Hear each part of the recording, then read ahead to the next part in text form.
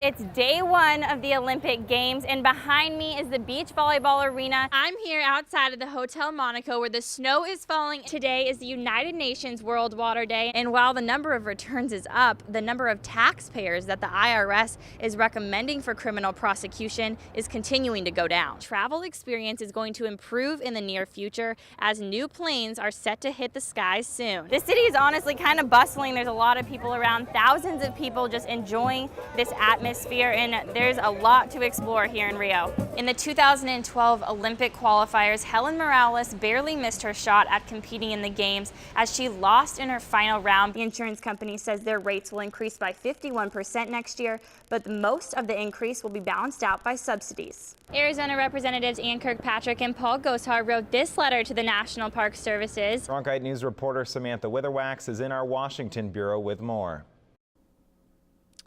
Almost 6 months after Congressman Raul Grijalva introduced the Greater Grand Canyon National Heritage Monument Act to Congress, other cities in the valley are gaining interest in the Phoenix-Tucson partnership, which could lead to even greater conservation efforts for Arizona. We have the full story here at the Capitol. Cronkite News reporter Samantha Witherwax has more from our Washington bureau. The memories came flooding back for the Honor Flight Arizona veterans who were here this week to tour the nation's capital, and the thanks came showering down from young and old alike. The changing of the guard at Arlington National Cemetery is one of the ways that the nation pays its respects. And for World War II veteran Jim Mendy, it was also an opportunity to reflect on his own service. When people would say thank you to my hat, and I'd say, well, can't say that it was a pleasure, but it was an experience, a good experience in many ways.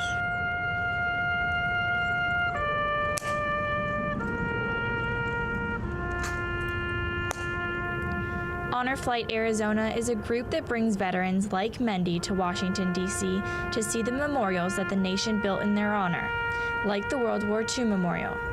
This memorial, there's a lot of sayings engraved that are so true that they should be publicized to the young people today. While there were tears, not all of the memories were somber. It was fun, but I was glad to get home, and then I got home and nothing was the same, so then I joined the Army paratroopers, 82nd Airborne Division. Yeah, it was all right. I was young and was jumping out of perfectly good airplanes. Those memories will be preserved by memorials like these and by the thanks of new generations. Look at the kids here at the memorial. They come up without being prompted by their parents, and they say thank you.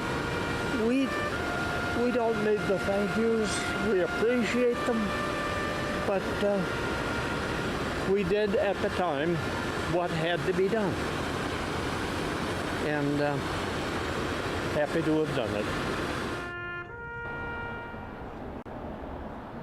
Since its first flight in 2009, Honor Flight Arizona has flown 1,200 veterans to Washington to see their memorial, including the group that's returning to Arizona this evening. Cronkite News reporter Samantha Witherwax is in our Washington bureau with the details. In Arizona, the number of criminal prosecutions for tax fraud fell from 69 in 2010 to 19 last year, according to TRAC, which is a database of federal records kept by Syracuse University. Nationally, the number of referrals fell 30% in the last 2 years, TRAC said, to the lowest level during the Obama administration.